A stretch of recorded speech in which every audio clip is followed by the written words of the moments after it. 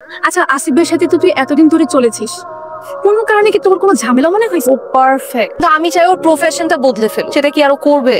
কেন করবে? কেন করবে না? ও কেন করবে না? বিয়ে করার পর কি আমি বাচ্চা কাচ্চাকে বলবো যে ওর বাবা কসাই? মূর্খের মতো কথা বলছিস তুই। যারা তুই শুন, তুই জানিস আমি গতকাল রাতে কি স্বপ্ন দেখেছি? আসিফ ঘোড়ার পিঠে না, গরুর পিঠে উঠে আমাকে বিয়ে করতে এসেছে। আমি পারবো না দোস্ত, 100% কনভিন্স না হয়ে আমি ওকে বিয়ে করতে পারবো না। তুই একবার চিন্তা কর, পুরো পৃথিবীটা আমার গরু ছাগল ভেড়া এগুলা দিয়ে সাজাতে হবে। Is this life? No, this is not life. Thank you, তুমি তোমার ডিসিশন নিতে পেরেছো, বাট আরেকটু আগে নিলে একটু ভালো হবে। দাদা, আমি তোমাকে নিয়ে স্বপ্ন দেখতাম না, কষ্ট পেতে হতো না। No worries, this is over. ভালো থেকো তুমি।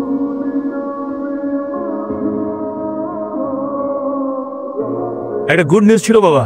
তুই যে মেয়েটার কথা বলেছিলি, মানে ওই জারা নামের মেয়েটি, গতকাল ওর বাড়িতে বিয়ের প্রস্তাব পাঠিয়েছে। মনে হয় এর ফ্যামিলি রাজি। আচ্ছা, তুমি তো সুপার ফাস্ট বাবা। এই প্রথম তুই একটা মেয়েকে পছন্দ করলি, আমি ফার্স্ট হবো না কেন? তাহলে তুমি আজই তোর বিয়ে দিবে। মেয়েটাকে তোমার ভালো লাগবে বাবা। তুমি আর আমি একটা মানুষের মধ্যে যা খুঁজি, সরলতা, মেয়েটা ঠিক তাই। আলহামদুলিল্লাহ। ওরা আমাকে বোকা পেয়ে আমার আসলে মজা নেই। এই 29টা ছেলে রিজেক্ট করার পরে এত তাড়াতাড়ি আবার 30 নাম্বার ছেলে কখনো কেউ দেখবে? শুধু শুধু আমিও ফাজলামি করলাম, তারা আমার সাথে ফাজলামি। ভাবতে আমি কিচ্ছু বুঝি না। জি না, আঙ্কেল আন্টিরা অলরেডি তোমার 30 নাম্বার পাত্র দেখে ফেলেছে। কি? হ্যাঁ, ছেলে কিন্তু হ্যান্ডসাম আছে, আমি কিন্তু পাত্রের ছবি দেখেছি। হাও, ছেলে কিন্তু বেশ হ্যান্ডসাম রে। ছেলে দেখতে অনেক হ্যান্ডসাম, অনেক স্মার্ট আছে, তাই না? ফ্যামিলি অনেক রিচ। ছেলে কিসের বিজনেস করে জানিস? গরু ছাগলের বিজনেস করে। আর কোনো টপিক পাস না যোগ করার? ফাজলামি করার এটা কোনো টপিক হলো? গরু ছাগলের মাংসের বিজনেস করে, কষাই। কি? এই ছেলে কসাই? শুনেছি জানিস, ওনাকে বিদেশ থেকে প্রসেস মিটের উপর পিএইচডি করে এসেছে। কিন্তু করলে কি হবে, কষাই তো কষাই। পুরো আমি 29টা ছেলে রিজেক্ট করেছি বলে আমার সাথে এরকম প্রতিশোধ নিল? এই হ্যান্ডসাম ছেলে কসাই হয় কেমনে? না থাকলে বিয়েটা কে করছে মা? আপনি? আমি একটা কসাইকে, কসাইয়ের সাথে? কি বলছিস তুই?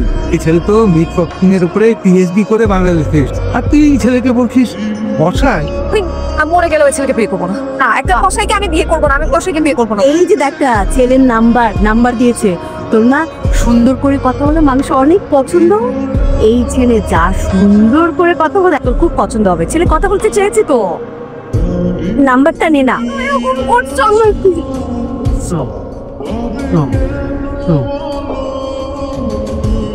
High, finally. যারা কেমন আছো? হ্যাঁ?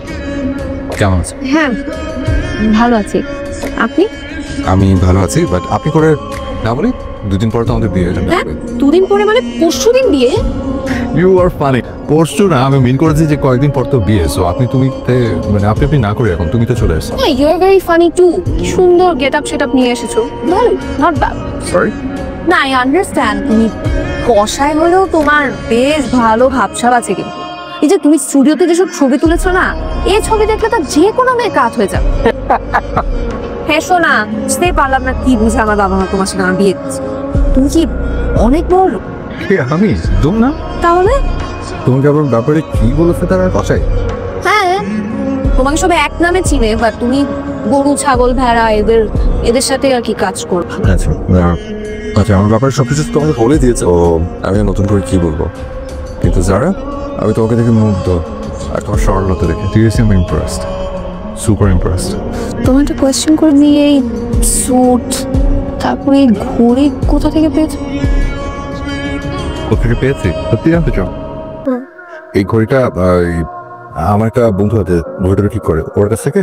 আর এই যে স্যুটটা, এই কোটটা, এটা হচ্ছে আমার এক বন্ধুর ড্রাইভারের বানিয়েছেন আমাকে। আমি ড্রাইভারের স্যুট পরে চলে এসেছো? হ্যাঁ, কষাইয়ের কাছে অনেক স্মার্ট হয়, জানো তুমি? না, এখন বুঝতে পারছি। একদম। তুমি কি খাবে যারা? বডি কাবাব? এখানে তো খুব ভালো বডি কাবাব বানায়। এখানে আমি জানি বডি কাবাব তোমার অনেক পছন্দ।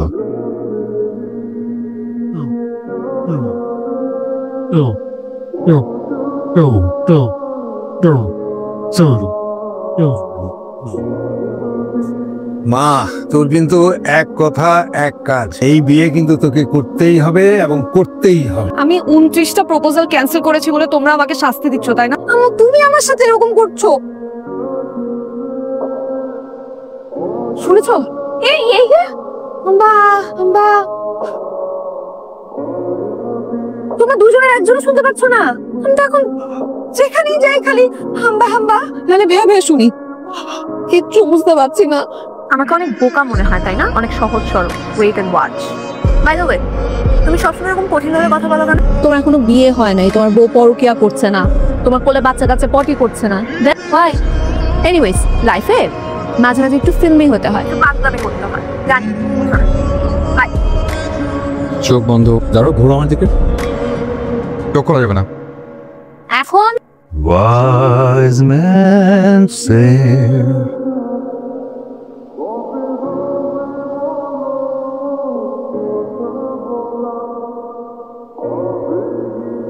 ওয়াও, কি হয়েছে তোমার?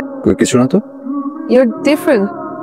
আমি এরকমই ছিলাম তোমার মতো, চটফটে, চঞ্চল, ফুল অফ লাইফ, চার্মিং। তারপর সময় পেরোলো, বড় হয়ে গেলাম, অনেক দায়িত্ব কাঁধে এসে পড়লো, কখন যেন বদলে গেলাম। আমি আমার জীবনের সরলতাটা হারিয়ে ফেলেছি যারা, যেটা আমি তোমার মাঝে খুঁজে পাই।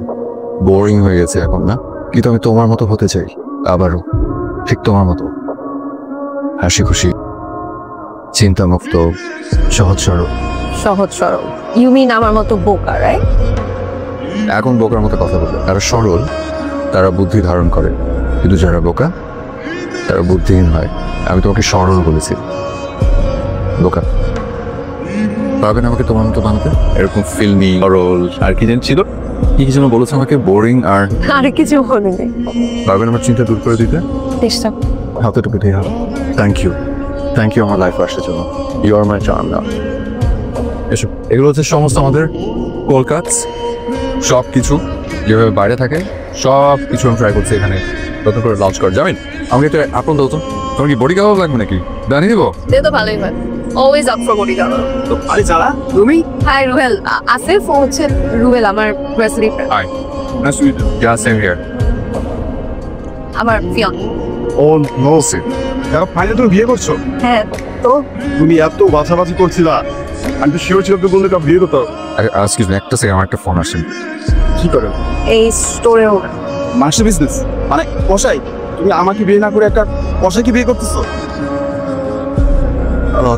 Best of luck. তুমি কি কোনো কারণে আমাকে লো ফিল করো? সরি। তখন তোমাকে একজন ওই কষাই বললো, তুমি জাস্ট চুপ করেছিলে, কোনো প্রোটেস্টও করলো না, উল্টো উঠে যাবো, তোমার মনটা খারাপ হয়ে গেল। লো ফিল করো। হ্যাঁ, কালকে তো দেখা হচ্ছে, কালকে বাবাকে নিয়ে আসছে। তো তুই আমাকে ভুল বুঝিস না, তুই তো জানিস আমি ছোটবেলা থেকে বিয়ে নিয়ে কত হাজারটা ড্রিম দেখেছি, একটাই তো বিয়ে করবো, তাই না? দোস্ত বিয়ে করতে তোকে কে বলেছে আজও?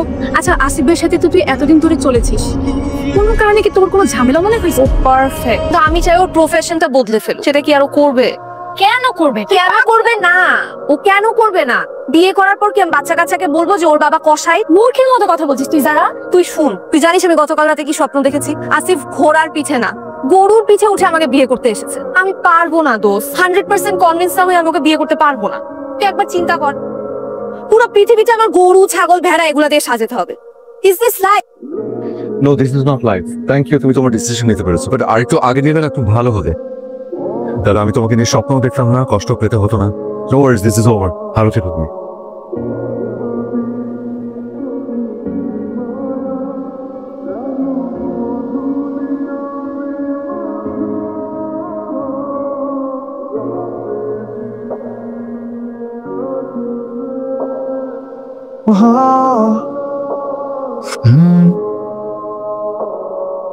সত্যি তোর ডিভোর্স হয়ে যাচ্ছে? আচ্ছা ভাইয়া না একটা ইউনিভার্সিটির লেকচারার, তুই একটা টিচারের সাথে সংসার ঠিকাতে পারলি না? টিচার চিটা? আমার মনে হয় তোর এখানে কোনো একটা ভুল আছে।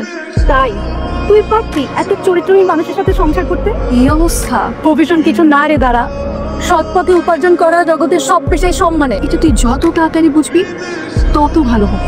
এটাই তো আমার মেয়েটাকে অনেক বোঝায়, কিন্তু আমার মেয়েটা কিচ্ছু বোঝে না। শোন মা, এই যে তোর ভাই আমেরিকা থেকে ডলার, পাউন্ড এসব যদি না পাঠাতো, তাহলে তোর বাবার রিটায়ারমেন্টের পরে আমাদের সংসারটা কি করে চলতো মা?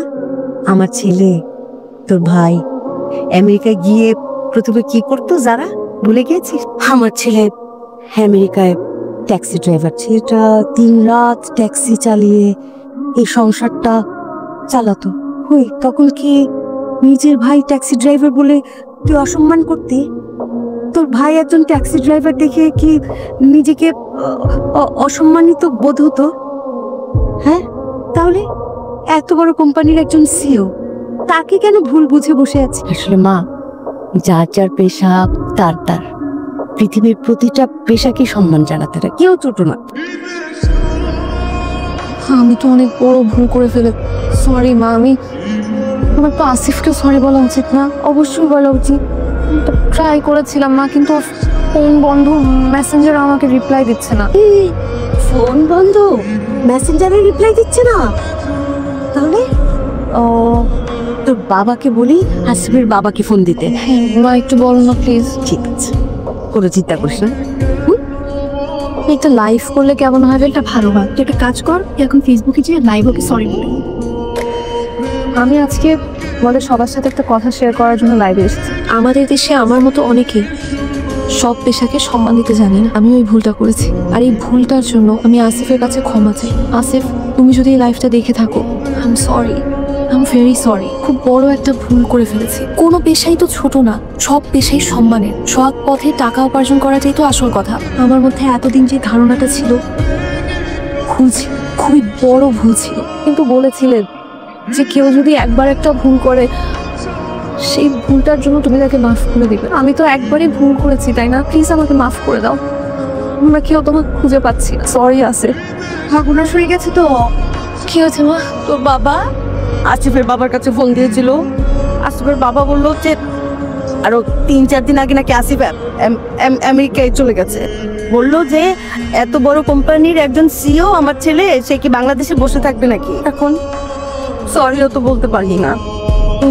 না, তুমি শুনতে পাচ্ছ? তাহলে কি না মা, ঘোড়া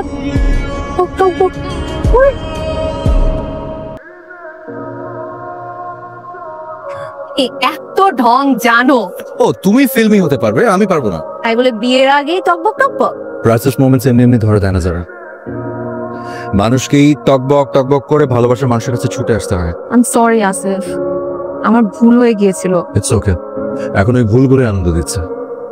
জীবনে সবসময় কিছু সিস্টেমের থাকা ভালো। Okay, I love you. Love you too. ওইটা রাস্তা, সরি। আসো।